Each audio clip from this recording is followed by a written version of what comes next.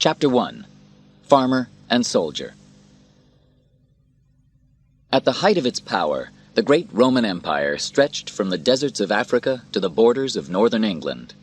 Over 1/4 of the world's population lived and died under the rule of the Caesars.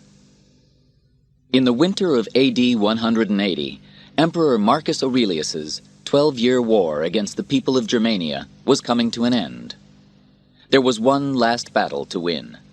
Then there would be peace across the Roman Empire.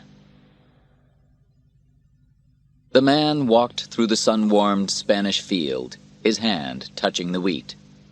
He looked past apple trees to a farmhouse. He heard a child laughing somewhere near. A bird flew onto the branch of a tree close to him, and they looked at each other. The man smiled.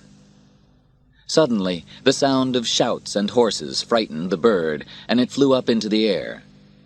The noise broke through the man's daydream, and he came back to the real world with a crash. He was not dressed in farmer's clothes, as he had imagined, but in the proud armor of the Roman army.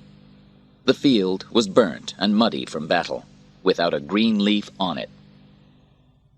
Beyond the tree line ahead, somewhere in the forest, the German armies were preparing to attack again. The man knew that behind him an enormous army waited. The Roman army, 40,000 men. His army. Maximus the farmer was Maximus, the commanding general of the army of the north, for one more battle. One last battle, and then he could go home to Spain. He turned his horse and rode back to his men.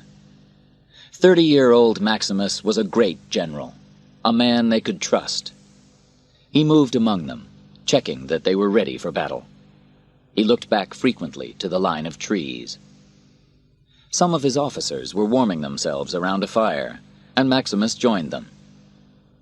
"Still nothing?" he asked Quintus, his second-in-command. Quintus shook his head. "He's been gone for almost 2 hours," he said. "Why are they taking so long? They only have to say yes or no." A young officer gave Maximus a bowl of hot soup. He drank it slowly as they talked, always keeping one eye on the line of trees. "Snow in the air," said Maximus. "I can smell it."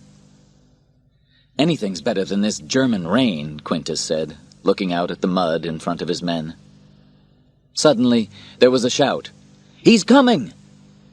All eyes turned to the trees. A horseman rode out toward the Roman army. There was something strange about the way he was riding. Maximus was the first to understand. "They say no," he said. As the horse came closer, the other men could see what had happened. The Roman messenger was tied to his horse. His head had been cut off,